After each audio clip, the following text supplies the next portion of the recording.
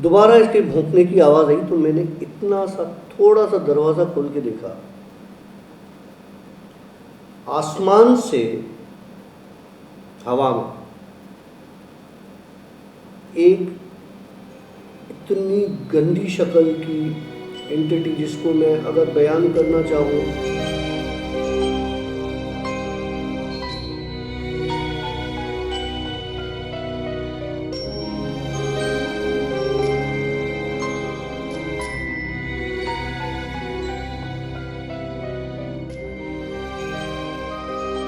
और my friends, welcome to yet another Aash daily blogs. और भाई आप जो सवालात पूछ रहे थे कि आपके न्यू सेटअप का क्या मतलब, वो न्यू सेटअप के साथ मैं हूँ आशी और हमारे साथ मौजूद हैं डॉक्टर काशिफ। हाँ भाई, अब दूर दूर से ही मिलना पड़ेगा। वो सोशल डिस्टेंसिंग हमने जो ना अब करना शुरू की है। हाँ, सोशल डिस्टेंस हो गई है वो हमारी। कैसे हैं डॉक्टर साहब? अल्हम्दुलिल्लाह, आप कैसे हैं? तबीयत ठीक है? ज़बरदस्त। हाँ, छुट्टियाँ मनाने आ गए हो? यार छुट्टियां क्या मनाने आता हूँ, आपको पता है कि ये जिन स्टोरीज जो है ना, वो मुझे नहीं लगता कि ख़त्म होने वाली है कभी। नहीं, इंशाल्लाह अल्लाह ना करे। और रोज़ कुछ ना कुछ होता ही रहता है। और अच्छा, उस हिसाब से कह रहा है? हाँ, अल्लाह करे तू सेफ रहे। बाकी सब मैं कह रहा था कि जिन स्टोरीज हमारे रुकनी चाहिए, नहीं तो ऑडियंस हमारी जो है वो परेशान हो जाएगी। अब देखो ना, जैसे मैं एक छोटी सी बात बताता हूँ कि परसों रात को मेरे साथ एक और बड़ा ज़बरदस्त किस्म का सीन हुआ। Okay, take. वो मैं स्टोरी में इनके साथ, सबके साथ, आप लोगों के साथ शेयर करूँगा। और एक याद है तुम्हारे पास वो बंदा काम करता है, सोल्जर? हाँ तो सोल्जर से मैंने 2 कुत्ते लिए थे। हाँ, बिल्कुल याद है। ठीक है। एक तो कुत्ता वो बेचारा हमारे पास मर गया था। अच्छा। और उसका किस्सा सुनाऊंगा। ये मुझे पता नहीं। हाँ, अब वो छोड़ ना, अभी से ही शुरू हो गया तो सरप्राइजेस नहीं छोड़, स्टोरी इंशाल्लाह ताला स्टार्ट करेंगे और लोग सब इसको एंजॉय करें। बस हाँ, बिल्कुल। हमारा मेन कॉन्सेप्ट ये है। पहले इसको ज़रा मैं नीचे पे कराऊँ, नहीं तो ये भूं भूं करता रहेगा। थोड़ा ज़ोर से नीचे पे। ओके, बहुत प्यार से पूछा। अच्छा, सबसे पहले तो भाई हम ज़रा ये कैंडल मैंने रखी हुई है साइड पे। अब आप देख सकते हैं कि इस कैंडल में ऐसी कोई चीज़ नहीं है जिसको मैं ऊपर से, नीचे से, कहीं से बुझा सकें हम लोग। डॉक्टर काशिफ की करामत। मेरी कोई करामत नहीं है, मेरी कोई करामत नहीं है भाई। और मैं करामती बाबा भी नहीं हूँ। सीधी सी बात है, यहाँ पे जो चीज़ें हैं, उस दिन हमने एक छोटा सा एक्सपेरिमेंट किया था कि क्या वो मेरे कहने पे इस तरह से रेस्पॉन्स करती हैं, देती हैं, या आशी के कहने पे रेस्पॉन्ड करती हैं। तो उनकी बड़ी मेहरबानी, जो यहाँ पर हैं हमारे साथ मौजूद हैं, उन्होंने उस चीज़ को रेस्पॉन्ड किया और हमें आप सबका बहुत अच्छा रेस्पॉन्स आया। देखें, ये हमारे हुक्म की ग़ुलाम नहीं है। पहली चीज़, ये अपने मर्ज़ी की मालिक हैं। ये जब चाहें, जो चाहें, क्योंकि ये नज़र नहीं आती तो कुछ भी कर सकती हैं। मैं इसलिए थोड़ा सा पहले से ही इन चीज़ों से दूर हो जाता हूँ कि मुझे चीज़ें नज़र आती हैं कि अब ये क्या करने लगी हैं, तो मैं थोड़ा सा अपने आप को उस जगह से, उस चीज़ से हटा देता हूँ। कैंडल जो जली थी, बुझी थी, वो सीन ये था मेरे भाई कि मैंने आपको पहले भी बताया था कि यहाँ पर 2 एंटिटीज़ थी उस वक्त, और आशी ने उनसे बात की थी और उस बात करने के बाद उन्होंने इस तरीके से रिस्पॉन्स किया था। हमारी एक व्यूअर कह रही है कि जी, एक नहीं, काफ़ी ने कहा कि जी इसको अब आप बुझ तो ये किसी भी तरीके से सकती है ना, देखो कोई भी तरीका हो, इसको जला के दिखाएं। ठीक है, हम एक ब्लॉग बनाएंगे ऐसा जिसमें दोबारा हम ऐसा एक्सपेरिमेंट करेंगे कि ये जल जाए। एक मिनट भाई, हमको यहाँ पे जादूगर बने हुए या ऐसी कोई चीज़ है भाई? देखें प्लीज़, फॉर गॉड सेक, हम यहाँ पर अपनी जानों का मतलब ज़ाया करके हैं और आप लोगों को एंटरटेनमेंट पैदा करें, तो ये ऑफ कोर्स हम नहीं कर सकते। ना हम सोफ़ा लिफ्ट करने वाले हैं, ना ही ये कैंडल हम लोग जलाने वाले हैं। ये प्लीज़ आप मन तक दिमाग से निकाल दें कि हम लोग स्पेशल कोई ऐसा कांड करेंगे और हो जाएगा। एक मिनट, हमारे काफ़ी व्यूअर ऐसे हैं, मुझे किसी को जस्टिफिकेशन देने की ज़रूरत नहीं है। जो मेरे साथ है वो है। ना आप लोग मुझे सोने का ताज पहनाएंगे, न ही मुझे कोई आके जो है वो शील्ड देगा कि यार डॉक्टर काशिफ तुम्हारे साथ यही मसला है। ठीक, लेकिन उन चीज़ों में इतनी ताकत है, मैं आपको बता रहा हूँ कि ये जला भी सकती हैं और सोफ़ा लिफ्ट भी हो सकता है। नहीं, पर फिर भी मैं सिर्फ ये कह रहा हूँ यार, कि आखिर क्यों, मतलब ऐसे हम एक्सपेरिमेंट क्यों करें जिससे मतलब हमें कोई नुकसान हो। आप लोगों को हम लोग ने यहाँ पर प्लेटफॉर्म रखा हुआ है जिन स्टोरीज़ का, हम आपको एक जिन स्टोरीज़ के हवाले से आपको एक प्रोजेक्ट में स्टार्ट किया, वो हम आपको सुना रहे हैं। आशी डर गया। अच्छा सॉरी, मुझे वो फिर ईमेल तू हंस रहा है। ईमेल हंसी नहीं, हाँ। सॉरी नहीं। चलो अब स्टोरी पे जाते हैं, और प्लीज़ कोई एक्स्ट्रा डिमांड्स ना करें। जो चीज़ होनी होती है वो खुद ही होती है। हम लोग यहाँ से अपने हाथ से मन तक कोई हम पैदा नहीं करते हैं यहाँ पर ना, सब कुछ हो जाता है। चल यार स्टोरी पे आ डायरेक्ट। स्टोरी अच्छी चाहिए भाई, आज माइक अच्छा है तो इंशाल्लाह ताला स्टोरी भी बड़ी भम स्टोरी आपको सुनाता हूँ मैं भम। मेरे नाना की डेथ की। ओके, बिस्मिल्लाह। मेरे नाना की, क्योंकि मुहर्रम में डेथ हुई थी तो मुहर्रम के हिसाब से मैं आपको एक स्टोरी सुना रहा हूँ। 10 मुहर्रम को मेरे नाना की डेथ हुई थी। हुआ ये था कि मेरे नाना की मुझसे बहुत दिल थी, मतलब मुझे बहुत प्यार करते थे मेरे नाना। जितने भी उनके नवासे नवासियाँ हैं उन सब में मैं अपने नाना के बहुत क्लोज था। ओके। तो हुआ ये कि उनको थ्रोट कैंसर हो गया था और इतना वो इलाज नहीं करवा पाए, बहुत देर से डायग्नोस हुआ और लास्ट स्टेज तक पहुंच गए वो थ्रोट कैंसर की वजह से। मैं था कराची में, ठीक हो गया, और मुहर्रम स्टार्ट हो चुका था। मुहर्रम की कोई पहली या दूसरी तारीख थी, तो मुझे मेरी वालदा ने कहा कि भाई नाना बहुत मिस कर रहे हैं, तबीयत नाना की बिगड़ती जा रही है और तुम आ जाओ ना और कुछ टाइम नाना के साथ अपने स्पेंड कर लो। मैंने कहा ठीक है, मैं आ गया हैदराबाद। तो मैं नाना के साथ ही मौजूद हुआ करता था। फिर 2-3 दिन में नाना की कंडीशन देखता था, काफ़ी मतलब बोल भी नहीं सकते थे और मतलब अजीब उनकी एक हालत, जिस तरह से अब थ्रोट कैंसर में बंदे का पूरा आवाज़ बंद हो जाता है, खाना पीना बंद हो जाता है, बहुत बुरी हालत होती है। बहरहाल 8 मुहर्रम को नाना के पास जब हम कुरान भी पढ़ रहे होते थे, बख्श रहे होते थे, ये सारी चीज़ें कर रहे होते थे, मैंने नाना के इर्द गिर्द कुछ ऐसे लोग देखे काले कपड़ों में जिनको मैं नहीं जानता था। ऑब्वियस वो हमारे रिलेटिव्स तो थे नहीं, ठीक है, वो कुछ और ही मखलूक थी जो उस कमरे में मौजूद थी। मैंने देखा, इग्नोर किया, क्योंकि मुझे पता है कि मुझे चीज़ें नज़र आती हैं। फिर मेरी खाला थी, उनको चीज़ें नज़र आती थी, जिनका मैंने किस्सा सुनाया था कि उन्होंने अपनी जो है वो बेटी का जो है वो ऑपरेट किया था खुद से। ओवेरियन ट्यूमर्स थे, उसको रात बीच में हो गया था, वो रात बीच में हुआ था या ठीक, फेब्रुआरी से ठीक उसको हो गया। ऑपरेट किया था। बहरहाल तो वो वहाँ पर मौजूद थी। तो इस हो सकता है मतलब वो भी थी, मैं भी था, तो हमारे साथ जुड़ी चीज़ें वहाँ पर मौजूद हों, उनके साथ जुड़ी हुई चीज़ें वहाँ पर मौजूद हों। अच्छी चीज़ें, पॉजिटिव एंटिटीज़ भी हर जगह होती हैं, नेगेटिव भी होती हैं। हम घिरे हुए हैं इन चीज़ों से, हमें एहसास नहीं होता। बहरहाल हुआ ये कि 8 मुहर्रम की रात को मैंने काले कपड़ों में वो लोग वहाँ पे कुछ देखे जो मेरे नाना के इर्द गिर्द जमा थे। इग्नोर किया, बात आ गई 9 मुहर्रम की। हम बैठे रहते थे, कज़न्स आपस में कभी छत पर चले जाते थे और जाहिर सी बात है कितनी देर बैठेंगे, हम अपनी मजाक मस्ती भी कर लिया करते थे। छत पे चले गए, फिर वापस आ गए, इस तरह से 2 दिन गुजर गए। अब आई 9 मुहर्रम की रात, मतलब दूसरे दिन 10 मुहर्रम थी सुबह में। मतलब इस्लामिक पॉइंट ऑफ व्यू के हिसाब से 10 स्टार्ट हो चुका 10 था। स्टार्ट हो चुका था, ठीक हो गया, ठीक है। इशा के बाद मैं नाना के करीब खड़ा था तो नाना की तबीयत बहुत ख़राब हुई, बहुत ज़्यादा ख़राब हुई नाना की तबीयत। और मतलब ये कि नाना मुझे इशारों से अपने पास बुलाते थे, मुझे अपने पास बिठाते थे और मेरा हाथ पकड़ते थे, तो मुझे एक अजीब सी सनसनाहट फील होती थी, एक अजीब सा एहसास होता था। बहरहाल मैं बहुत अपसेट हो गया इस चीज़ को लेकर, और तकरीबन कोई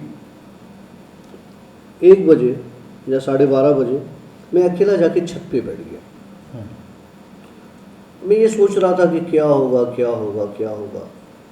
तो पीछे से मेरी कज़न आई एक, और अब छत ऐसे है कि बाहर की तरफ जो मेन रोड है और छत की जो दीवार होती है, मतलब एक बाउंड्री दीवार थी 4 फुट की, उस पे चढ़ के मैं बैठा हुआ था। मेरी टांगें बाहर रोड की तरफ लटकी हुई थी और मैंने ऐसे ही मतलब पकड़ के बैठा हुआ, सुपरमैन बनने की कोशिश कर रहा था। हाँ।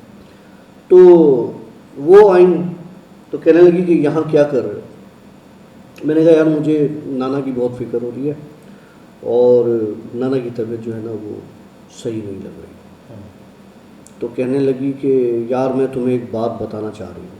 मैंने कहा अच्छा बताओ। कहने लगी यार नाना जो है ना, नाना की आज डेथ हो जाएगी। ओके।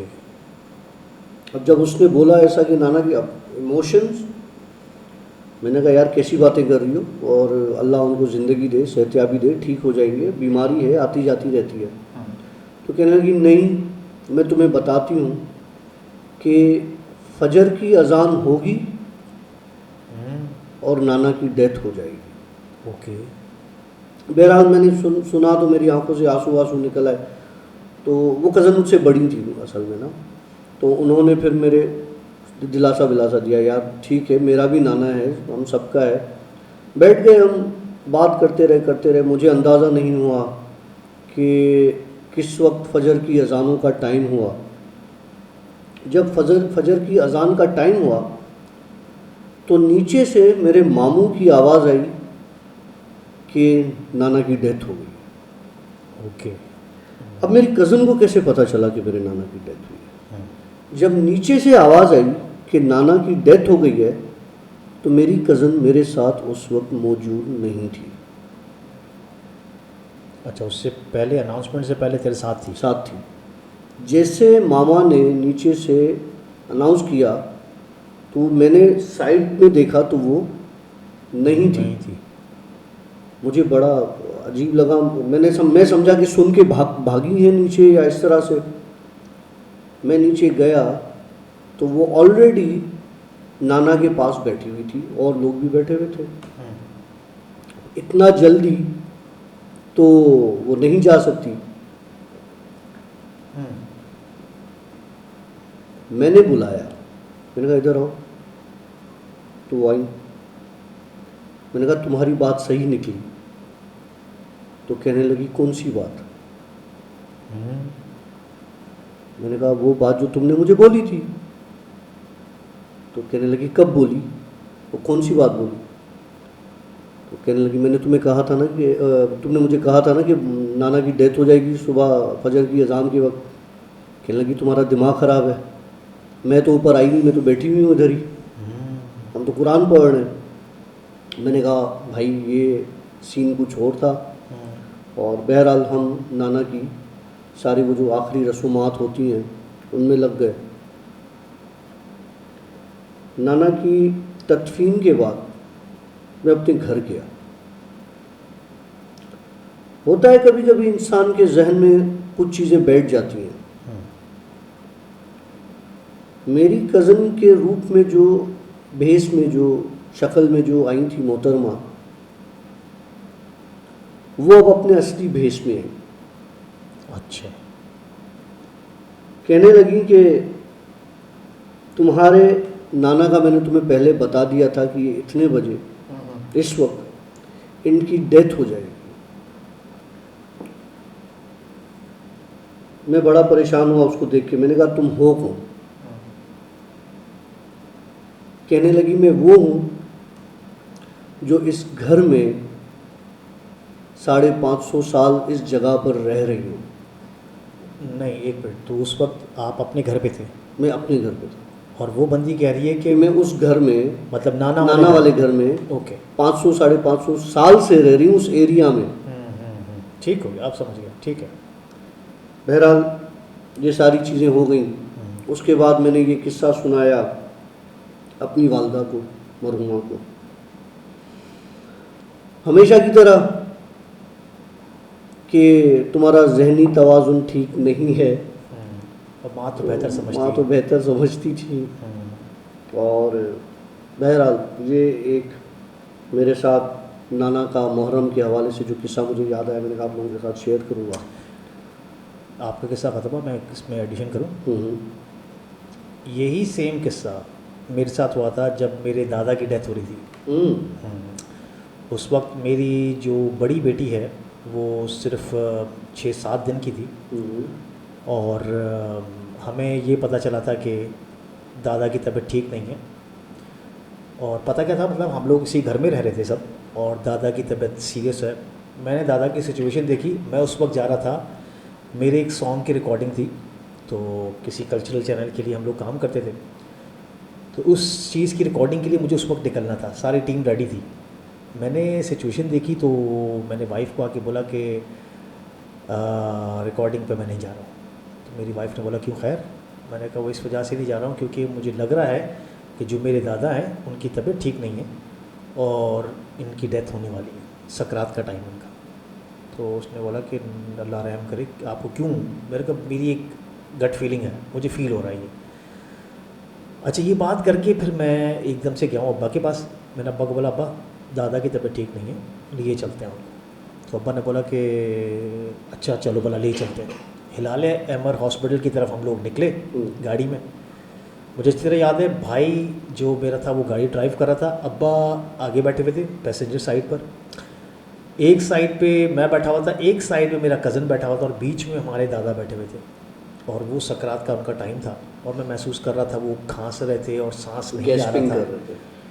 और काफ़ी सिचुएशन ख़राब थी। और जब हम हिलाल अमर के गेट पर पहुँचे हैं तो मैंने उसी वक्त महसूस कर लिया था कि अब ये ठंडे पड़ गए। हिलाल अमर के हॉस्पिटल में पहुँचे, एकदम से वो जिस तरह टीम आती है गाड़ी से निकालने किया, लेकिन वो उस वक्त डेथ हो चुकी थी। अंदर लेकर के पंप किया, करंट मारे, सब कुछ किया, क्या कहते हैं इसको, शॉक्स दिए, तो लेकिन वो नहीं हुए। लेकिन ये है कि ये चीज़ें फील हो जाती हैं थोड़ी थोड़ी ना, आशी फील होने में। और आपके साथ और जो बंदी कोई थी, आके बताए, हाँ, वो जो बंदी थी उसने एक्यूरेट टाइम बताया कि फजर की अजान के वक्त इनकी डेथ। और क्या मतलब, आप ये सोचो कि 10 मुहर्रम फजर की अजान, और वैसे मेरे नाना अबू जो थे वो बड़े परहेजगार किस्म के, उनको कभी लाइफ में मैंने किसी के ऊपर भी गुस्सा करते हुए नहीं देखा। बहुत ठंडे मिजाज के थे, अल्लाह उनको जन्नत में जगह अता फरमाए। आमीन। तो ये उनका, अब मैं तुम्हें बताता हूँ, हमारे पास वो जो सोल्जर है हमारे पास, उससे मैंने 2 कुत्ते लिए थे। हाँ भाई, तो दूसरी स्टोरी स्टार्ट होने जा रही है जी डॉक्टर साहब। आशिफ, दूसरी स्टोरी, जब वो सीन हुआ था मेरे साथ 3-4 दिन पहले, मैंने आपको बताया था, और उसके बाद जो सीन हुआ था वो तो भाई बहुत ख़तरनाक सीन था। ओके, वो जो ऑफिस वाला सीन था, ऑफिस वाला। ओके। अच्छा, ऑफिस वाले, उसी दिन 2 सीन हुए मेरे साथ ऑफिस में ही, और वही सीन लिंक करके जा रहे थे मेरे घर पे। मैं बताता हूँ क्या हुआ क्या था। भाई मैं अपनी ऑफिस में बैठा था, तो लंच टाइम के बाद की बात है, तो मेरे पास मेरा एक कोवर्कर आया, और उसने मुझसे कहा कि सर वो मुझे जो है, मतलब मुझसे लीव लेने आया दूसरे दिन की, कि सर कल मुझे लीव चाहिए। तो अभी मैं उससे बात कर रहा था, तो जैसे ये ब्लैक सोफ़ा पड़ा हुआ है, इसी तरीके से मेरी ऑफिस में भी ब्लैक सोफ़ा एक साइड पे पड़ा हुआ है, और एक साइड पे 2 सोफ़ा सिंगल पड़े हुए। तो वो सिंगल सोफ़ा जो 2 पड़े हुए वो वहाँ खड़ा था, और उसका चेहरा जो था, इस तरह का ब्लैक लंबा सोफ़ा है, वो उसकी तरफ था। अभी मैं उससे बात ही कर रहा था, तो मेरी ऑफिस में एक ज़ोर का ब्लास्ट हुआ। ब्लास्ट क्या था, मेरी ऑफिस में ऐसी कोई चीज़ नहीं है उस सोफ़ा के पास, ठीक हो गया, ठीक है। और वो जिस तरह से हम बचपन में वो माचिस बम फोड़ते थे ना, ठीक है, बाकायदा एक वाइट कलर की, जिस तरह बिजली होती है उस तरह का एक स्पार्क आया, बहुत बहुत, मतलब यूँ समझ लो कि इंटेंसिटी वाला। ओके। और एक उसके साथ एक साउंड जनरेट हुआ, डॉ। वो लिटरली मैंने और उस मेरे कोवर्कर ने देखा। मुझे तो पता है कि वो क्या चीज़ थी, लेकिन उस बेचारे की हालत टाइट हो गई। वो जो मुझसे बात करने आया था वो हवास भागता हो गया ना। मैं उसको बोल रहा हूँ, भाई क्या हुआ, बात सुनो, हेलो। वो चुप खड़ा हुआ, देख रहा है उस तरफ। मैंने कहा क्या हुआ? उसके पसीना छूटना शुरू हो गया। सर मैं जा रहा हूँ। मैंने कहा किस लिए आया था भाई, रुक कहाँ जा रहा है? सर सर कुछ है सर, मैं जा रहा हूँ। वो ये कह के वहाँ से कल्टी हो गया। मैं जाके उस सोफ़ा के पास खड़ा हुआ। मैंने देखा कि हो सकता है कि मेरा वहम हो, कोई वहम नहीं था। आसमान से तो मतलब छत है, एक मिसाल दे रहा हूँ, बाकायदा एक फ्लैश आया था इस तरह से, यूं और प्रेशर से आया था, जो ज़मीन के साथ स्टक होके और वापस गया। और वो जो साउंड क्रिएट हुआ था वो उस ज़मीन से उसके टकराने का हुआ था।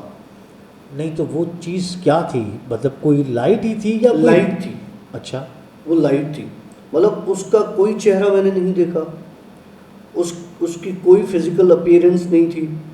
वो जस्ट जैसे बिजली कड़कती है वैसे बिजली कड़की है, वो ज़मीन से टकराई है और फिर वापस ऊपर गई है। ये लिंक कर रहा है। इसी ऑफिस में आधे घंटे के बाद मेरे साथ एक सीन हुआ है उसके साथ। मेरी वहाँ पर एक बंदा है, मैं ना उसकी पोजीशन बताऊंगा, है वो भी मेरा कोवर्कर ही। तो वो आया मेरे पास। अब मुझे नहीं पता था कि वो जो बिजली थी वो क्या चीज़ थी, क्योंकि उसकी कोई फिजिकल अपीयरेंस नहीं थी। ठीक है, वो आया मेरे पास, आके बैठा, इधर उधर की बातें की, तो कहने लगा सर वो आपसे एक ज़रूरी बात करनी। अच्छा बताओ क्या हुआ? मैं समझा कोई होगा मसला। कहने लगा सर वो मेरी मामू की बेटी है, वो 16-17 साल की है। हाँ बोलो। कहने लगा सर वो उसके ऊपर कोई औरत है। अच्छा, मैंने कहा कैसे पता चला? बोला सर ये औरत उसके ऊपर सिर्फ 5 दिन हुए हैं आई है। ओके। अब जब उसने बोला ना ये 5 दिन हुए हैं आई है वो औरत उसके ऊपर, अब मेरी क्यूरियोसिटी बढ़ गई कि मैं इससे मालूम करूं कि कौन है, क्या है, कैसे है। मैंने कहा मुझे शुरू से बताओ कि मामला क्या है। ठीक हो गया। ठीक है। उसने मुझे बोला सर बारिश थी, उस बच्ची ने क्या किया, घर के सामने, बिल्कुल उनके घर के सामने झाड़ियाँ हैं, इसने घर का कचरा उठाया और उन झाड़ियों में जाके फेंका। ठीक। अब जब झाड़ियों में उसने फेंका वो कचरा, उस रात से उसके सर में दर्द हुआ, उसको उल्टी लगी और बुखार आना शुरू हो गया। गुलाम ले गए उसको डॉक्टर के पास। डॉक्टर ने देखा सब नॉर्मल, मेडिसिन दी, वापस आ गए।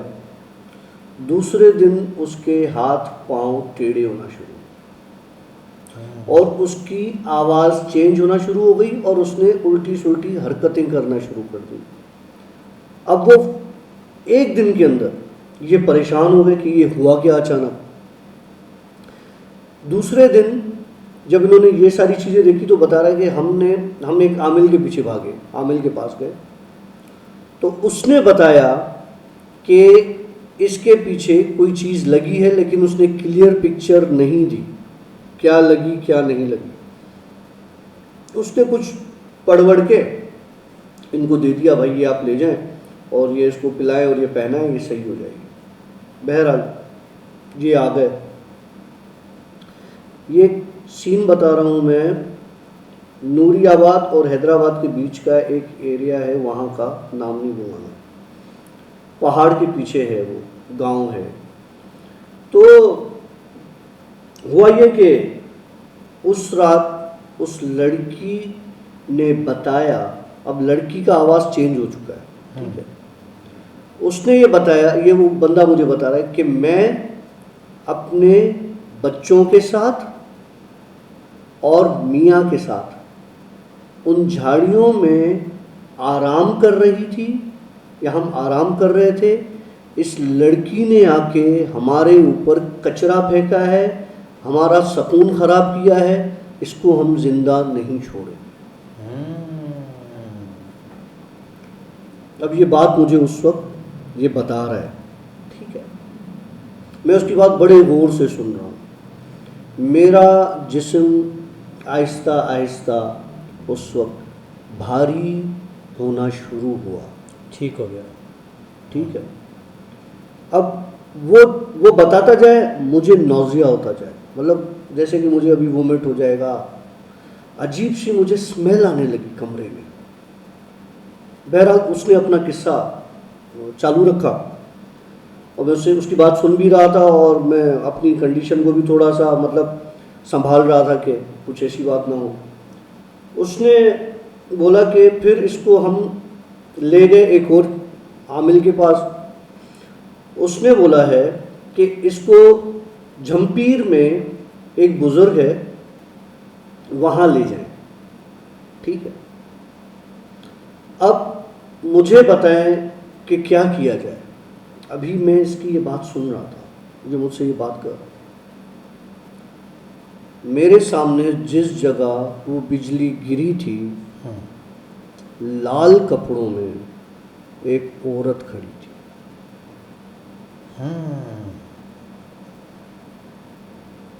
मैंने उस औरत की तरफ देखा,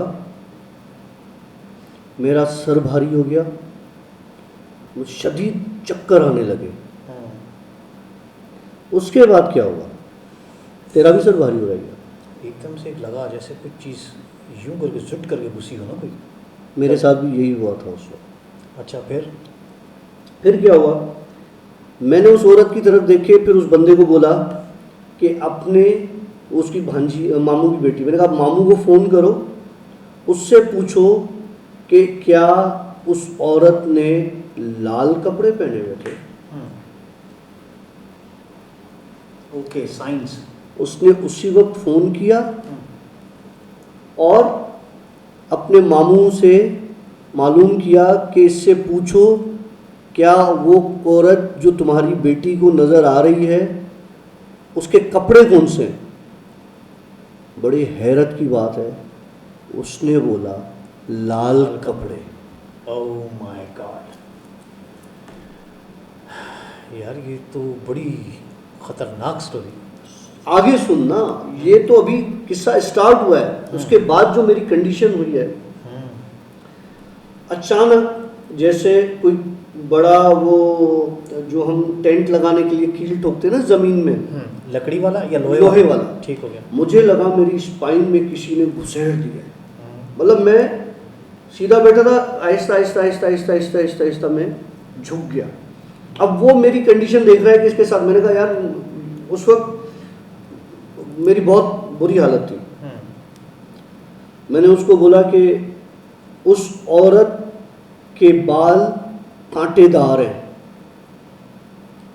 वो औरत मुझे देख रही है, मेरे सामने खड़ी है, मेरी तबीयत खराब हो रही है और मैं उस बंदे को उस औरत का हुलिया बता रहा हूँ और वो हुलिया अपने मामू से कंफर्म कर रहा है और सेम मैच हो रहा है। सेम मैच हो रहा।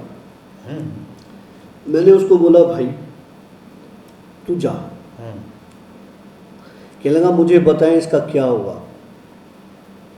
मैंने उसको बोला कि झम्पीर में ये एक दरगाह है, वहाँ जाओ, जिसने आपको ये बात बोली है, और फिर मुझे बताना। अब सीन सुन। ये उठ के चला गया। उस औरत ने मुझे कहा ये उस दरगाह पे अगर गए तो मैं इसको छोड़ दूंगी, मतलब मैं इसकी जान छोड़ दूंगी। ठीक हो गया। 4 दिन के अंदर, अगर ये 4 दिन के अंदर नहीं गए तो मैं इसको मार दूंगी। अच्छा, मतलब टाइम लिमिट है, 4 दिन के अंदर जाना है। ओके। और अगर ये दोनों काम नहीं हुए तो मैं तुम्हें नहीं छोड़। मतलब किसे, तुझे? मुझे। मैंने कहा मैं कहाँ फंस गया। मतलब ना मैंने तुझे बुलाया है, एक तो तू अनइनवाइटेड आई है मेरी ऑफिस में, और ऊपर से आके तू मुझे धमकियां दे रही है, और एक अजीब सा मेरे कमर में दर्द। आशी क्या हुआ? मैंने कहा वो जाएंगे और तू अभी जा। वो वहाँ से गुल हो गई। मैंने इसको फ़ोन किया, मैंने कहा बात सुन यार, ये 4 दिन के अंदर मेहरबानी करके बच्ची को ले जाओ। और मैंने उनको अपनी तरफ से कुछ चीज़ें दी, मैंने कहा ये पढ़ो और ये करवाओ। लेकिन वो झूठ बोल रही थी। लाल कपड़ों वाली औरत झूठ बोल रही थी। झूठ बोल रही थी झूठ क्या बोला? कि उस दरगाह पे जाओ, 4 दिन के अंदर मैं जान छोड़ दूंगी। वो कभी जान छोड़ने वाली नहीं थी। मुझे किसी ने बताया, मेरे पास भी बहुत ज़रा है, मुझे किसी ने बताया कि इस बच्ची को जब अब बारिश हो, जो कि अभी बारिश हुई है, उस बारिश में उन झाड़ियों पर भेजो, चाहे उसके साथ कोई बड़ा जाए, बुज़ुर्ग जाए, वहाँ जाके इनसे माफ़ी मांगे, ये जान तब छूटेगी, वरना नहीं छूटेगी। ठीक हो गया। मैंने उसको बोला यार अब तुमने ये करना है और उनको बता दो। अब ये कॉल करे तो कॉल ना लगे। अच्छा। उनके फैमिली में से किसी बंदे को फ़ोन ना लगे। ये मेरे ऑफिस से बैठ के ट्राई कर रहा है। मैंने इसको बोला अच्छा चल ठीक है, तो अभी ट्राई नहीं कर, मैं यहाँ से चला जा या तू घर जाएगा, क्योंकि वो वहीं हमारे पास कंपनी में ही स्टे करता है, तो जब जाएगा तब बता देना, क्योंकि ये 4 दिन 5 दिन वाली कहानी सही नहीं है। इसने बोला ठीक है। बहरहाल इसका कांटेक्ट हो गया होगा, बाद में बता दिया होगा। ये औरत रात को कोई 3 साढ़े 3 बजे या 4 बजे मुझे फील हुआ कि मैं जाग रहा हूँ, लेकिन शायद मैं सो रहा था। वो एक पिक्चर क्लियर नहीं है, जब मेरे माइंड में बैठी हुई थी उसी रात। कहने लगी मैं तुझे भी नहीं छोड़ूंगी। ठीक हो गया। मैंने उससे बात की, मैंने कहा यार तुम मुझे क्या नहीं छोड़ोगी? जब तक मुझे मारने वाला डिसाइड ना कर दे कि मुझे मरना है, तो तुझ में क्या, तेरे जैसे लाखों में भी ताकत नहीं है कि मेरा कुछ बिगाड़ सके। ठीक हो गया। बहरहाल उसकी मेरी इस बात पे थोड़ी सी टसल हो गई और वो चली गई। अब मेरी 3-4 दिन से बहुत हालत ख़राब थी। कंटिन्यू चक्कर, नॉजियाटिक फीलिंग्स, एब्डोमिनल क्रैम्प्स, बैक एक, ये सब मेरे साथ चल रहा है, अभी तक चल रहा है। और इवन आज भी मैंने मेडिसिन ली है और इस तरह से। अब क्या हुआ, ये किस्सा यहाँ पे ख़त्म नहीं होता। परसों रात का किस्सा बताता हूँ, इसी से लिंक, स्टोरी नंबर 3, और फिर आपको मैं आखिरी बताऊँगा। आज तो आपको मैं 4 किस्से सुनाता हूँ, बड़े मज़े के। तकरीबन कोई आधी रात का वक्त था। तुमने मेरा रूम देखा है, छोटा, इतना ज़्यादा बड़ा नहीं है, और उसमें 1.5 टन का एसी लगा हुआ है। कराची वाला 1.5 टन का एसी लगा हुआ है। ठीक हो गया। मुझे अचानक रात को ना बहुत गर्मी लगी, मतलब इतनी शदीद गर्मी कि मैं पसीने पसीने हो रहा था। एसी 16 पे रखा हुआ था, कमरा चिल होता है। मैंने फ़ैन ऑन कर दिया कि चलो यार, हो सकता है एसी काम न कर रहा हो और वोल्टेज पूरे ना आ रहे हो, तो पॉसिबल है। मैंने फ़ैन फुल पे रख के मैं फिर लेट गया। उसके बावजूद मुझे शदीद पसीना आने लगा और जो है वो गर्मी बढ़ने लगी। मैंने कहा कि यार हो सकता है कि जिस्म में अजीब सी कराहत हो रही है पसीनों की वजह से, मैं नहा लेता हूँ, टाइम जो भी हुआ है ठीक है, सही है। तो हाँ, क्या हो गया? कुछ नहीं। हाँ। तो हुआ ये कि मैं नहा लेता हूँ। अच्छा, मेरी आदत है, क्योंकि वो रूम में वॉशरूम साथ ही है, तो कोई है नहीं, तो मैंने दरवाज़ा थोड़ा सा, मतलब इतना सा खुला हुआ था, वॉशरूम ठंडा हो या कुछ भी इस तरह से, तो मैं शावर लेने लगा, तो वो लॉक देखे ना, गोल वाले लॉक जो आते हैं, नहीं मतलब तेरे रूम का दरवाज़ा भी खुला हुआ था और वॉशरूम का दरवाज़ा भी खुला हुआ था? रूम का बंद था, वॉशरूम का खुला हुआ था ना, ठीक है, ठीक है। वो लॉक होते हैं ना गोल वाले, ठीक हो गया। तो वो गोल वाला लॉक जो है, उस पर एक लॉक जैसे कोई पकड़ के और दरवाजे से ऐसे झांकते हैं, जैसे जैसे ये लॉक है, ठीक है, और ऐसे पकड़ के मैं झांक रहा हूँ किसी को, राइट, तो मुझे फील हुआ कि लॉक ऐसे पकड़ा हुआ है और कोई मुझे ऐसे झांक रहा है। झांक रहा है। मैंने पहले तो इग्नोर किया, मैं शावर ऑन करके मैं खड़ा, ठंडा पानी, जिस्म ठंडा हो रहा था, मैंने मज़ा आ रहा था, सुकून मिल रहा था, इतनी गर्मी है।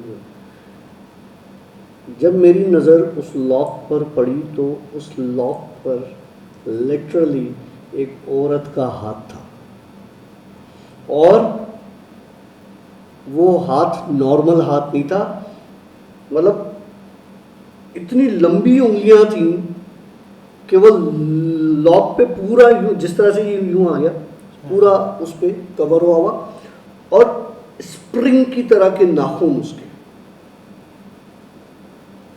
मतलब नाखून बड़े होंगे, बड़े बड़े स्प्रिंग। अब मैंने कहा कि ये वही है, और ये जो कह के गई है ये वो करने आई है। बदला आज आज आज जो है ना डॉक्टर, तेरी टिकट कट गई, तू तो गए हो, तेरी टिकट कट गई। बहरहाल अब मैं वॉशरूम से निकलूँ नहीं, पानी चल रहा है और मैं पानी के नीचे, लिटरली आशी, पानी जब ठंडा था उसके बावजूद मेरे पसीने निकल रहे थे पानी के नीचे खड़े होके भी, और स्वेटिंग हो रही थी मुझे इतनी शदीद। पानी हो गया यार, पसीना नहीं होगा। नहीं, मुझे फील हो रहा था यार, मेरी स्वेटिंग मुझे फील हो रही थी, बॉडी टेम्परेचर मेरा काफ़ी रेज हो चुका था। फिर अच्छा, आधा घंटा कम से कम मैं शावर के नीचे खड़ा रहा। मैंने कहा यार अब कब तक खड़ा रहूँगा यार। मेरा मैंने हिम्मत करके जैसे ही दरवाज़ा खोला तो कुछ नहीं था। मैं रूम में गया तो जो कपड़े मैं पहन के सोया हुआ था, शॉर्ट्स और शर्ट टी शर्ट, वो एक कॉर्नर पर फेंकी हुई थी। अच्छा। और एक शॉर्ट और एक शर्ट मेरे बेड पे पड़ी हुई थी। मतलब जो उसकी पसंद की थी? मुझे नहीं पता। अच्छा ठीक है। मैंने, अच्छा मुझे ये गुमान हुआ कि शायद मैं गर्मी में इतनी, मेरा दिमाग काम नहीं कर रहा, मैंने निकाल के रख दी, हो सकता है मैंने निकाल के रखी हूँ। मतलब नींद में कुछ भी हो सकता है ना, जब इतने लोग बकौल लोगों की ये सब इल्यूजन्स हैं और ये हो, तो ठीक है, सही है, वो हो सकता है मैंने निकाल के रख दी हूँ, पॉसिबल है। लेकिन जितना मुझे याद है मैंने नहीं निकाल के रखे थे। रूम में वही गर्मी थी उसी तरह। मैंने वो कपड़े पहने और इसी सोच में था कि निकाले नहीं निकाले, निकाले नहीं निकाले। रूम का टेम्परेचर इतना ठंडा हो गया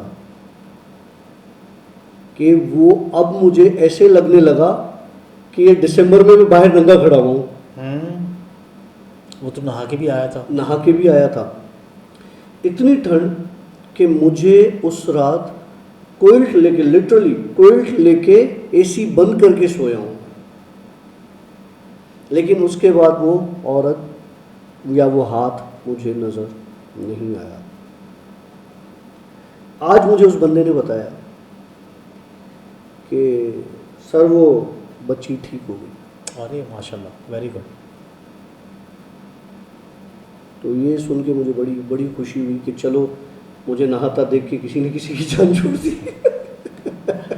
अच्छा चल, अब एक चीज़, पहले तो मुझे बड़ा ख़तरनाक नौजिया हो रहा था, मैं काफ़ी देर से कंट्रोल किया वो। ये बच्चों के आज कैंडीज़ नहीं मिली तो बच्चों के आज लॉलीपॉप पड़े हुए थे अनूशे के, तो वो मैं लेकर आया हूँ खाने के लिए ना, मतलब खाने के लिए नहीं, लॉलीपॉप तो चूसा जाता है। वेल चलें, अब मुझे एक चीज़ बता, एक चीज़ याद है मैंने तुझे एक बंदी से मिलवाया था ना, मैं उसका रिलेशन बता रहा हूँ, क्या करती है, कौन है, क्या है, मैं नहीं बता रहा हूँ, ठीक है। एक बंदी से तुझे मैंने मिलवाया था उसकी माँ के साथ, बराबर वाले कमरे में, याद है ना?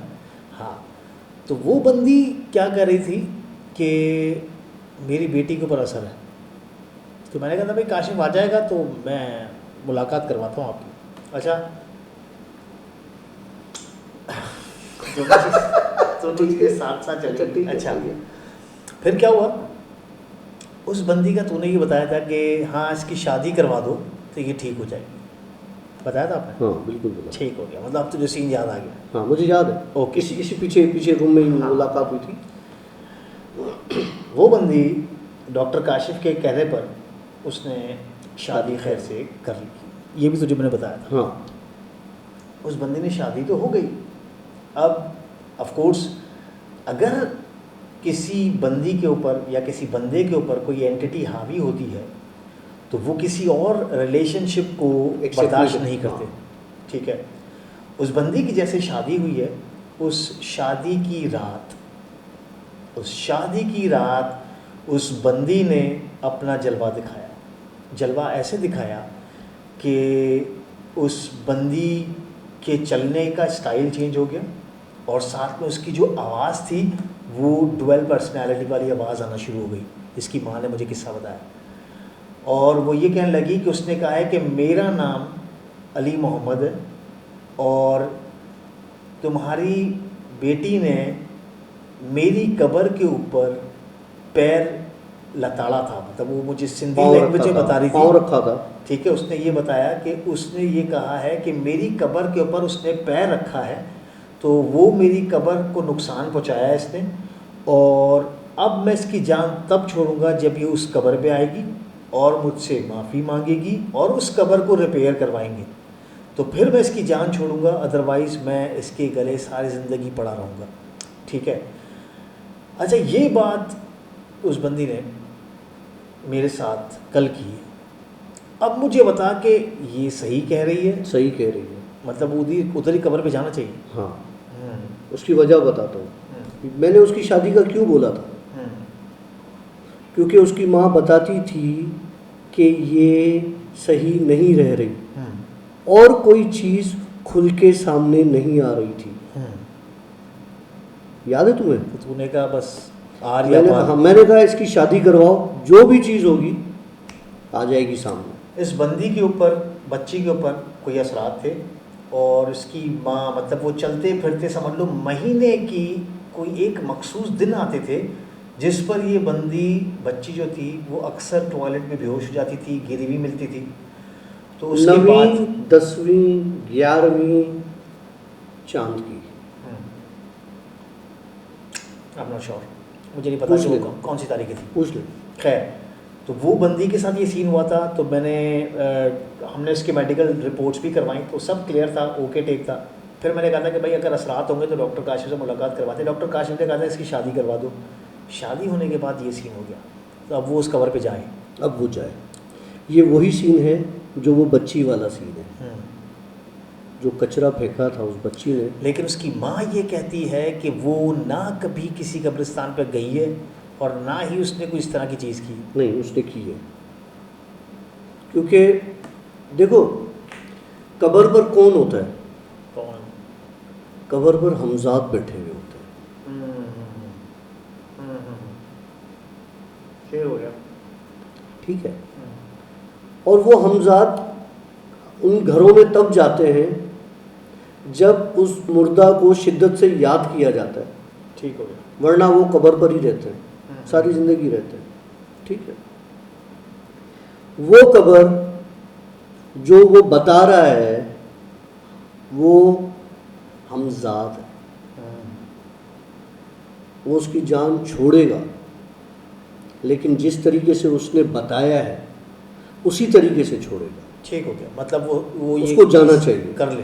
क्योंकि मैंने जो उस बच्ची को, उस बंदे को जो उस बच्ची के लिए कहा, उन्होंने भी यही किया जो मैंने कहा और जो अब तुम कह रहे हो। तो उसकी तबीयत अब बेहतर है। पहले ये स्टोरी थी, स्टोरी नंबर 3 ख़त्म हो चुकी है। मिलती जुलती है सारी मिलती जुलती है। छोटी बच्ची खाना स्टोरीज भी बचो डॉक्टर साहब, अच्छी बड़ी स्टोरी सुनाओ यार, कोई ख़तरनाक वाली। ब्रेक लेते इसके लिए लॉलीपॉप खा रहे हो? ये तो ऐसे ही बच्चों को पढ़ाओ तो मैंने कहा खा लेता हूँ। चले ब्रेक के बाद मिलते हैं, lollipop break. Over friends, welcome back. और स्टोरी नंबर 4 जो कि लास्ट और top of the line story होगी, ऐसे ही होगा इंशाल्लाह। चलो, क्योंकि स्टोरी तो है बड़ी धांसू। चलो बिस्मिल्लाह। आशी, तुम्हारे पास एक बंदा है सोल्जर, उसका नाम क्या है वैसे? आसिफ नाम है ना? हाँ। आसिफ सोल्जर उसका नेक है, उसको सोल्जर नहीं, सोल्जर उसकी कास्ट है। सोल्जर कास्ट है? हाँ, जैसे वो नहीं एक कॉमेडियन में हमारे पाकिस्तान क्या है मशहूर, लियाकत सोल्जर। लियाकत सोल्जर। हाँ, हाँ, तो वो हाँ। सोल्जर बाजार, हाँ, ये वो कास्ट अच्छा, है। गुजराती है वो। चलो अच्छा। तो भाई उनकी फैमिली से, मतलब इनसे आसिफ वालों से मैंने 2 कुत्ते लिए थे, और उनमें से एक का नाम था जिमी। अच्छा। इन्होंने पहले से ही नाम रखे क्योंकि घर के पले हुए थे, और दूसरे का नाम था अन्नू। ठीक है। अन्नू और जिमी, ये दो कुत्तों के नाम थे इनके। अच्छा, मैं इसमें थोड़ा सा ऑल्टर कर देता हूँ स्टोरी में। सोल्जर, आसिफ सोल्जर जो है वो बचपन से हमारे साथ ही है, मोहल्ले का लड़का है। जिस तरह अखलाक मेरा दोस्त है इसी तरह वो बच्चा है हमारा, दोस्त है हमारा। तो उसको मैं इस तरीके से जानता हूँ, उसकी मदर के साथ भी हमारे फैमिली टर्म्स हैं, इसकी पूरी फैमिली को मैं जानता हूँ। तो तुम्हारे हिसाब से मेरी भी उनके साथ हुई थी मेरे ख्याल से आपके उस कुत्तों के बाद ही हुआ थी। बिल्कुल। हाँ। तो सोल्जर की जो बहन थी, हाँ, वो उसके कुत्ते थे। हाँ, वो बड़ी खुश तबीयत लड़की हुआ करती थी, और हमारे एक सॉन्ग में भी थी वो मेरे ख्याल से। सॉन्ग में वो दूसरी बहन थी। अच्छा। वो सॉन्ग में दूसरी बहन थी, और जिसकी डेथ हो गई वो थी अमरीन, जिसने वो कुत्ते पाले। हाँ, उसके कुत्ते थे तो। हाँ, वो थोड़ी सी मतलब बुजुर्ग टाइप की हुआ करती थी। वो कहते थे कि इसके पास इल्म है, क्योंकि इनके अपने घर में एक वो बनाया हुआ है, इन्होंने आस्ताना बनाया हुआ है। और उस घर के आस्ताना अगर आप देखोगे, जब उन्होंने वो प्लॉट लिया था तो उसके बारे में जब उन्होंने मुझे बताई डिटेल्स, मैंने वो आस्ताना देखा हुआ है। कुछ वक्त पहले मैं उनके पास घर पे गया था, तो एक छोटा सा कमरा है, छोटा सा बिल्कुल कमरा है, शायद जो छोटा नहीं टॉयलेट साइज होता है, एक छोटा सा बिल्कुल इस तरीके से, एक छोटा स्टोर रूम टाइप का ना, एक कमरा, बॉक्स रूम कहलाता है। बॉक्स रूम भी बड़े होते हैं, वो बिल्कुल छोटा सा कमरा। खैर, उस कमरे में उसने मुझे दिखाया था कि यहाँ पे हमें इशारा हुआ था कि यहाँ पर तुम लोगों ने कुछ नहीं बनाना है, और ये जगह आपने खाली छोड़ दी। तो उन्होंने वहाँ पर आस्ताना बना दिया, और वहाँ पर जिन्नात वगैरह आते हैं और उनकी आपस में बड़ी महफिल होती है। और उनको जब वो वहाँ पर वो रूम बना रहे थे, छोटा सा जब दीवारें खड़ी कर रहे थे, तो उनको उस खुदाई में से इतना सा छोटा, मतलब बहुत छोटा सा कुरान शरीफ था, इतना सा उनको मिला था। वो उसने मुझे दिखाया था, बिल्कुल छोटे छोटे उसके पेपर्स थे, उस पर लिखा है, बहुत छोटी छोटी सी बारीक सी हुई थी। और वो आस्ताना अभी तक उनके घर में मौजूद है, और कहते हैं कि जुमेरात के दिन, या पता नहीं शायद हाँ जुमेरात के दिन वहाँ पर उनकी महफिल लगती है। पहले तो किसी वक्त में बहुत बड़ी महफिल लगती थी, अब पता नहीं अब का सीन क्या है। अब आप कंटिन्यू करें स्टोरी। तो उनसे मैंने 2 कुत्ते लिए, और उन्होंने बड़े बड़े दिल से वो पाले थे। छोटे थे जब मैंने लिए थे। तो हुआ ये कि उन कुत्तों में से ना दोनों की मेरी काफ़ी उनके साथ वो हो गई थी, मेरा उनके साथ दिल लग गया था, मतलब घुमाना फिराना, खिलाना पिलाना, इस तरह से। तो मेरा एक दोस्त था फराज ने मुझे विज़िट किया, तो फराज को उस वक्त जो अन्नू था वो पसंद आ गया। उसने बोला यार ये मुझे दे। मैंने उसको पहले मना किया, मैंने कहा नहीं यार, उन्होंने मुझे कहा है कि अब किसी और को नहीं देना, जब तुम्हें दिल भर जाए तो हमें वापस कर देना, ये हमारे बड़े चहीते हैं, किसी और को नहीं देना। लेकिन वो भी मेरा बड़ा अच्छा दोस्त था, और वो कुत्ते निकालने का मकसद भी वही था कि वो हाँ, आस्ताना को डिस्टर्ब कर रहे थे। ठीक है। तो बहरहाल वो फराज ज़बरदस्ती जो है मुझसे एक कुत्ता ले गया। अब मेरे पास रह गया जिमी। वो उसकी आदत ऐसी हो गई थी कि मैं यूनिवर्सिटी जाता था, वो मेरे दरवाजे के बाहर बैठा रहता था, किसी को मेरे दरवाजे पर आने नहीं देता था। ठीक है। वो अगर मैं सो रहा हूँ तो वो किसी को मेरे दरवाजे पे भटकने नहीं देता था। इवन यहाँ तक कि मेरे फादर आते थे तो उसको भी अलाउ नहीं करता था कि मुझे आके जगाए। उसकी इतनी अंडरस्टैंडिंग हो गई थी मेरे साथ। बहरहाल एक दिन मैं आया यूनिवर्सिटी से, तो इसको बेल्ट बांधता था, ये एक जगह पर खामोशी से बैठा था।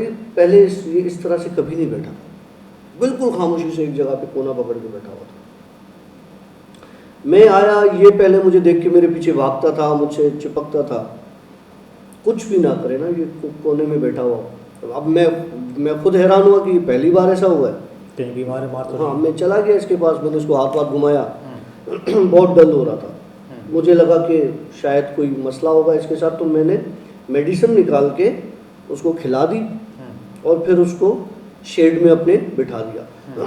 थोड़ी देर के बाद क्या हुआ कि ये मेरे रूम में आ गया। ठीक हो गया। वो जो छत पर मेरा और आसू का रूम था ना, उस वक्त रूम में आ गया, तो मेरे बेड के पास ही आके बैठ गया।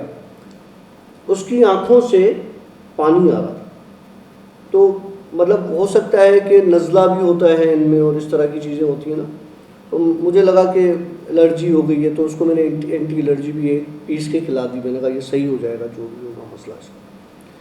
बहरहाल रात हुई तो मैंने इसको चेन कर दिया, ठीक है, चेन कर दिया, मतलब बांध दिया इसको वहाँ पे, ठीक होगा। तो ताकि इसकी आदत ये होती थी कि ये निकल जाता था फिर। अच्छा। रात को इसके ना बाकायदा रोने की आवाज़ है। अच्छा, था रूम में ही? नहीं, रूम के बाहर। ठीक हो गया। तो इसकी रोने की आवाज़ें हैं, जिस तरह कुत्ते रोते हैं उस तरह की आवाज़ें हैं। मैं परेशान हुआ, मैंने दरवाज़ा खोल के देखा तो खामोश, इसकी तो कोई आवाज़ ही नहीं थी, कोई नहीं रो रहा था। बहरहाल मैं इसके करीब गया तो इसकी आंखें बंद थी और ऐसा लग रहा था कि ये सो रहा है। बहरहाल मैं वापस आ गया, उसकी चेन मैंने देखी कि ये सही से लॉक है नहीं है, मैं वापस अपने रूम में आके अचानक थोड़ी देर के बाद इसके भौंकने की आवाज़ है, वो शदीद भौंकने की आवाज़ थी। मैं फिर बाहर निकला, देखा तो ये सो रहा है, कोई कुत्ता नहीं भौंक रहा।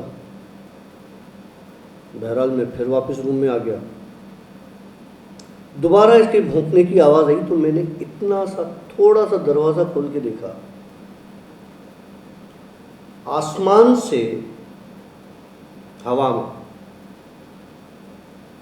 एक इतनी गंदी शक्ल की एंटिटी, जिसको मैं अगर बयान करना चाहूँ तो मैं बयान नहीं कर सकता, स्याह काली फ्लेम्स। अच्छा, उसमें आग भी नज़र आ रही थी? उतर रही थी और ये उसको देख के भौंक रहा था, और जब मैं दरवाज़ा खोलता था तो वो चुप हो जाता था। अब वो मुझे नज़र आई बाकायदा, लेकिन उसके साथ भी एक जानवर था। अच्छा, उस एंटिटी के साथ? एंटिटी के साथ वो भी कुत्ता था जो कि बिल्कुल अन्नू के जैसा था। क्योंकि मेरे पास तो वो जिमी था नहीं, वो मेरे पास तो जिमी था, लेकिन वो भी तो रहा था ना मेरे पास। अन्नू तो आपका दोस्त ले गया ना? हाँ, अन्नू मेरा दोस्त भी है। सही कहा। नहीं, अन्नू तो तेरा दोस्त लेकर गया था ना कुत्ते को? हाँ, मैं वो बात कर नहीं, रहा मेरा एक अन्नू भी दोस्त है। अच्छा। अन्नू तो कुत्ता नहीं है। अच्छा, तो बहरहाल वो उतरा, मैं देख रहा हूँ ये सारी चीज़ें। जब मैं बाहर गया तो कुछ भी नहीं, मैंने जब पूरा दरवाज़ा खोला बाहर निकला तो कुछ नहीं। अब मैंने सोचा कि मैं इसको पकड़ के रूम में अंदर कर लेता हूँ ना। इसको मैंने चेन खोला इसका और रूम में ले आया और दरवाज़ा लॉक करके इसने रूम में मुझ पर हमला करने की कोशिश की, जैसे मुझे काटेगा, खाएगा। मतलब लिटरली मुझे उससे उस वक्त डर आने लगा। मैंने इसको चेन से पकड़ के डांट डूंट के ना वापस बाहर ही बांध दिया कि रात में भाई ये मेरा तिया बच्चा न कर दे। फिर इसको बाहर बांध दिया। वो रात गुजर गई। सुबह उठा, ये बिल्कुल नॉर्मल था। इसको मैंने खाना वाना दिया, तैयार हुआ, मैं यूनिवर्सिटी चला गया। वापस आया तो देखा कि चेन बंधी हुई है।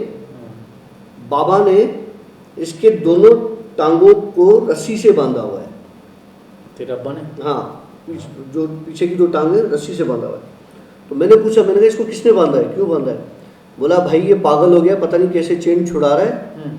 इसने आसिफ को भी काटने की कोशिश की है, मेरे पीछे भी भागा है, ये पागल हो गया, इसका कुछ करो। मैंने कहा अच्छा ठीक है। बहरहाल मैंने उसको खाना वाना दिया। वो बहुत हाइपर हुआ था। उसकी पाँव की वो मैंने वो जो बांधी हुई थी रस्सी वस्सी वो खोल दी मैंने। मैं अपने रूम में चला गया। रात को दोबारा चीखने की आवाज़ आई इसके। मैंने दरवाज़ा खोला तो कुत्ता नहीं, अच्छा। था ही नहीं। मैं बड़ा परेशान हुआ। मैंने कहा ये बाहर निकल गया है और उसको चेन शायद सही से नहीं बांधी हुई होगी। अक्सर ये निकल जाता था, ये दीवार फलांग की और इस तरह से ना, नीचे वाला जो दरवाज़ा है उसके ऊपर स्पेस है वो फलांग के निकल जाता था। अब मैं इसको निकला ढूंढने। अब रात के कोई 2:30-3 दरवाज़ा खोला, इधर उधर आवाज़ें लगाई, ये वो, इसका कोई अता पता ही नहीं। मैंने कहा ये आ जाएगा चलो खुद ही। मैं चला गया रूम में। सुबह हुई, इसका कोई अता पता नहीं मिला मुझे।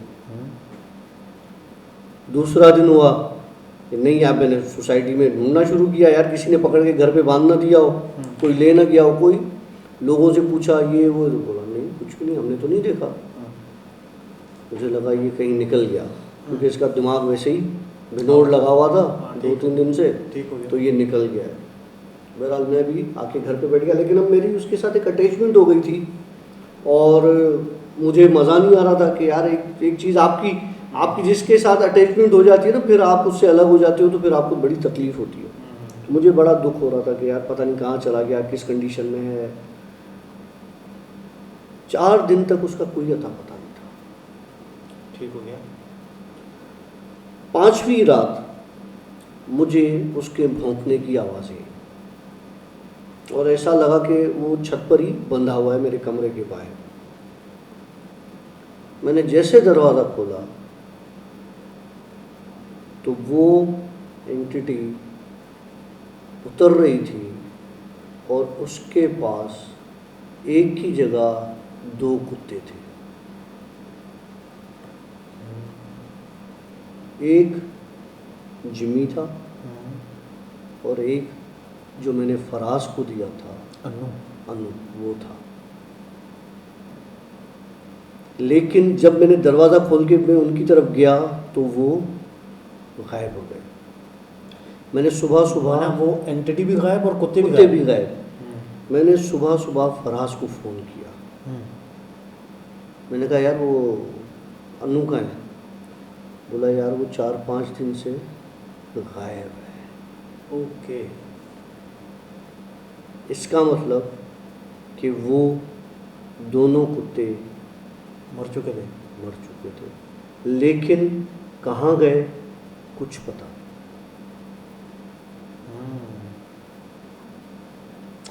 उसके बाद ये लोग आए थे मेरे पास। मैंने इनको बोल दिया था यार वो मेरे दोस्त को दे दिए हैं, मुझे याद है अच्छी तरीके से। वो कहने लगे यार हमें लेके चलो, हम उससे पैसे लेके भी ले आएंगे। मुझे सोल्जर ने कितने चक्कर लगाए थे मेरे घर के। मैं उनको क्या बताता कि मैंने क्या देखा है और क्या हुआ है। मैंने उनको साफ मना कर दिया। मैंने कहा मैं अपने उस दोस्त से वापस नहीं ले सकता। वो स्टोरी आज फोड़ देंगे 25 साल के बाद। 25 साल हो गए होंगे किसे? 2002 का है या 1 का किस्सा है। 2001-2002 का किस्सा। 18 साल। बड़े शातिर हैं डॉक्टर साहब। क्या किया कुत्तों का, सही से बता। यार मैंने कुछ नहीं किया। एक फराज ले गया था। फराज के चौकीदार ने देखा था अच्छा कि कोई चीज़ उस कुत्ते को बांध के अपने साथ लेके जा रही है। अच्छा। लेकिन उसने अपना वहम समझा था और फिर कुत्ता उसके बाद उनके घर में भी नज़र नहीं आया। मैंने तो अपनी आंखों से देखा था दोनों को उस एंटिटी के साथ बंधा हुआ। अच्छा, उसकी कुत्ते की, दोनों कुत्तों की कोई लाशें भी नहीं मिली? नहीं, कुछ भी नहीं। अब बताऊं, शायद वो जो उधर है ना सोल्जर वालों के पास बॉक्स रूम, उन्हीं की तरफ से कोई चीज़ है, क्योंकि उन्होंने घर से निकाल दिया था दोनों कुत्तों को। उन्होंने कुछ किया होगा तो ही निकाला था। हो सकता है, पर मुझे जहाँ तक लगता है कि उन्होंने तो निकाला इस वजह से था कि नापाकी हो रही। क्योंकि वो जो आस्थाना हुआ करता था वहाँ पे मखलूक आया करती थी और इबादत करते थे। वो डिस्टर्ब हुआ करते थे। ऑफ कोर्स कुत्तों को वो बर्दाश्त नहीं करते। उन कुत्तों को वो क्या मतलब हमारे पास इस्लाम में भी कुत्तों को पालने की परमिशन नहीं है। वो कहते हैं कि इससे फरिश्ते घर में नहीं घर आते। में नहीं आता। तो ये स्टोरीज थी आज की, ये किस्से थे और ऐसे बहुत से किस्से हैं। वो जो मैंने आपको बताया था ना कि मुझे ठंड लगना शुरू हो गई और क्विल्ट भी मैंने डाल दिया था, एसी बंद कर दी थी, उसमें एक चीज़ मैंने आपको नहीं बताई, फिर अब मैं सोच रहा हूँ कि मैं बता दूँ। वो तूने एंड के लिए रखी थी। अच्छा चल बताओ। वो जो औरत थी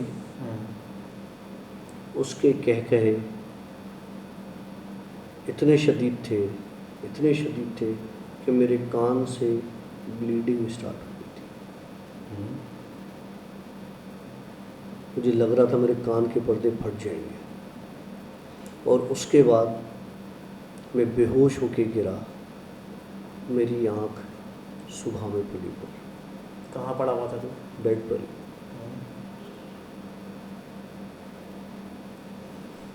वैसे कैंडल वाले एपिसोड में जो तू हंसा था, मुझे भी ऐसे लग रहा था कि मेरे कान के पर्दे फट जाएंगे। यार वो मेरी नॉर्मल हंसी, तुम्हें पता है मेरी नॉर्मल हंसी नहीं है वो। मैं नॉर्मल इस तरह से नहीं हंसता। हमने तो वो बचपन से ऐसे देखा। यार मैं नॉर्मल ऐसे नहीं हंसता। मतलब ये बचपन से ही ऐसा है। और नॉर्मली तो मैं इतना बड़ा केका लगाता ही नहीं हूँ। और उस दिन वो एपिसोड मैंने देखी तो तुझे ये लग रहा होगा यार ये तो मैं हूँ ही नहीं। नहीं, मुझे ये तो लगा, लेकिन तुमने क्या गौर से सुना है उस हंसी को? नहीं। दो बंदे लग रहा है हंस रहे हैं। एक औरत की हंसी है, सुनना, आप सब भी सुनना दोबारा। और किसी ने ये कमेंट भी किया है। भाई अल्लाह ने मुझे बचाया, इसीलिए मैं कहता हूँ कि हम अपनी जानों का नजराना पेश करके इंटरटेनमेंट क्रिएट नहीं कर सकते। तो मेरे ख्याल से बेटर बी सेफ। और ये चीज़ें मखलूक हैं। आप किसी भी इंसान को भी आप छेड़ोगे वो भी चढ़ेगा, ठीक है। और यहाँ पर तो हम छेड़ ही रहे, और ऐसी मखलूक जिसके साथ हम लड़ भी नहीं सकते। मतलब नजर अगर नहीं है। ये काशिफ मेरे साथ कुछ करेगा तो हम एक दूसरे के साथ हाथापाई कर भी लेंगे, ठीक है। लेकिन अगर ऐसी कोई मखलूक सामने है तो उस किसके साथ? मैं सिर्फ आप लोगों से ये कहूँगा, जो मैं कर रहा होता हूँ ना हरकतें, वो आप नहीं किया करें, बस सिंपल। वो हमारे एक दो दोस्त ने करने की कोशिश की, उनके गले पड़ गई। और ये कैंडल वाला मजाक भी आप भूल के नहीं कीजिएगा। आशी ने इसलिए किया कि मैं बैठा हुआ था। उइजा बोर्ड करेंगे। मस्ती तुम्हें भी बहुत है। नहीं, थोड़ा सा गैप देखिए। जल्दबाजी नहीं है। वेल मेरे ख्याल से हम यहाँ पर आज की स्टोरीज़ को एंड करते हैं। और इंशाल्लाह अगर आपने देखें, मैं जाने से पहले एक छोटी सी रिक्वेस्ट करूँगा, अगर आप लोगों को इस वीडियो में मज़ा आया है, इस स्टोरीज़ में, इन स्टोरीज़ में आपको मज़ा आया है, तो थम्स अप ज़रूर कर दीजिएगा। चैनल को सब्सक्राइब ज़रूर कर लीजिएगा। मुफ्ते का मज़ा मत लीजिए और सब्सक्राइब कीजिए। और साथ में प्लीज़ अपनी फेसबुक की वॉल्स पे, अपनी व्हाट्सएप के, अपने जो आपके दोस्तों का सर्कल है, उनमें ये स्टोरी शेयर करें। बड़ी मतलब हम लोग ताकत लगाते हैं इन चीज़ों पर। और अगर इंशाल्लाह ताला हमें अल्हम्दुलिल्लाह ऑल ओवर द वर्ल्ड हमें बहुत अच्छा रिस्पॉन्स आ रहा है जिन स्टोरीज़ के हवाले से, मैं ये कहूँगा कि अगर आप शेयर करेंगे तो थोड़ा सा रैपिड रिस्पॉन्स मिलेगा और हमारा भी दिल करेगा कि हम एक से बढ़ के एक कहानी आपके पास लेकर आएं। तो फिर मिलेंगे एक नए ब्लॉग के साथ, एक नए पॉडकास्ट के साथ। तब तक के लिए आशिक को और डॉक्टर काशिफ को दीजिएगा इजाज़त। सी या, बाय बाय, अल्लाह हाफ़िज़। आज हम बहुत दूर हैं, वो बात नहीं कर सकते। हाँ भैया, वो हम आ गए हैं नई टेक्नोलॉजी पर। सेटअप कैसा लगा ये ज़रूर बताइएगा जाने से पहले। Thank you very much. अपना बहुत ज़्यादा ख्याल रखिएगा। अल्लाह हाफ़िज़। अल्लाह हाफ़िज़।